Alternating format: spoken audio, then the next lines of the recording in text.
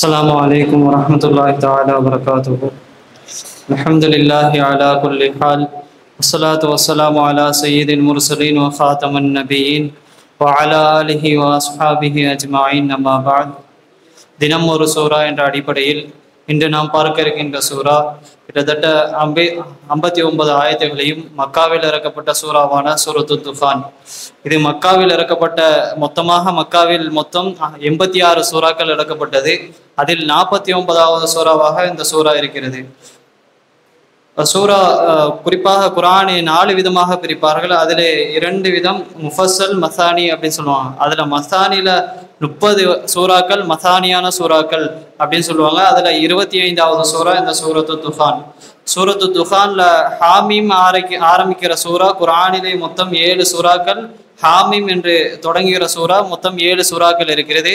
அதில் 5வது சூறா இந்த சூரா துஃபான். ஹாமீம் ஸ்டார்ட் ஆகிற சூறால 5வது சூறா.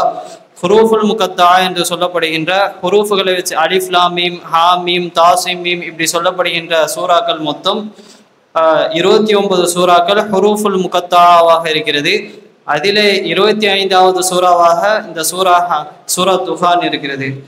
இந்த சூறாவுடைய சிறப்பை பற்றி சொல்லும் பொழுது நபி ஸல்லல்லாஹு அலைஹி வஸல்லம் அவர்கள் கூறுவார்கள், யார் ஒரு இரவிலே இந்த சூறாவை ஓதுகிறாரோ அவருக்காக வேண்டி காலையில எழும் பொழுது அவருக்காண்டி 70,000 மலக்குமார்கள் பாவ மன்னிப்பு தேடுவார்கள் என்பதாக நபி ஸல்லல்லாஹு அலைஹி வஸல்லம் அவர்கள் கூறினார்கள். குறிப்பாக இந்த சூறாவை நபி ஸல்லல்லாஹு அலைஹி வஸல்லம் அவர்கள் ஜும்மாவுடைய இரவிலே அதிகமாக ஓதுவதற்கு வற்புறுத்தினார்கள். கிட்டத்தட்ட பல ஹதீஸ்கள் இதற்கு ஆதாரமாக அமைகிறது. மன் கரா ஹாமீம் துஹான் ஃபீ லைலத்தில் ஜும்ஆ அவ் யௌமி ஜும்ஆ பனல்லாஹு லஹு பைத்தன் ஃபில் ஜன்னா. யார் சூரத்து துஃபாவை ஜும்மாவுடைய இரவிலோ அல்லது ஜும்மாவுடைய காலையிலோ ஓதுகிறாரோ அவருக்கு சொர்க்கத்திலே அல்லாஹ் வீடு கட்டுகிறான் என்பதாக ஒரு வீடை கட்டுகிறான் என்பதாக நபி ஸல்லல்லாஹு அலைஹி வஸல்லம் அவர்கள் கூறினார்கள்.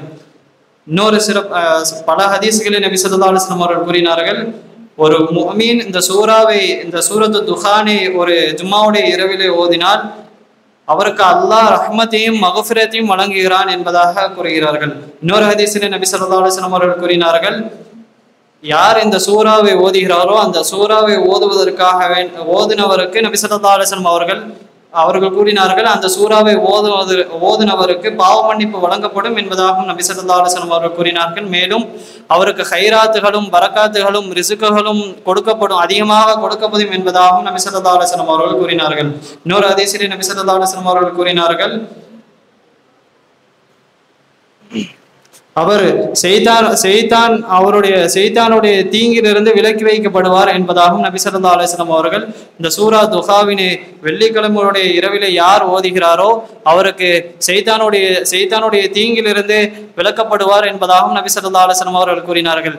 மேல் கூறப்பட்ட ஹதீஸிலே பல ஹதீஸ்கள் லஹீஃப் என்ற அந்த தரத்திலே வருகிறதுனால் அதை கொண்டு அமல் செய்வது சிறந்ததாகவும் இருக்கிறதுனால் வல்ல அல்லாஹ் நமக்கு ஜும்மாவுடைய நாளிலே அதிகமாக துஹான் சூரா ஓதி அதனுடைய சிறப்புகளை அடையக்கூடிய பாக்கியத்தை வல்ல அல்லாஹ் தந்தருள் புரிவானாக. வாஹிரு தஅவானா அல்ஹம்துலில்லாஹி ரப்பில் ஆலமீன்.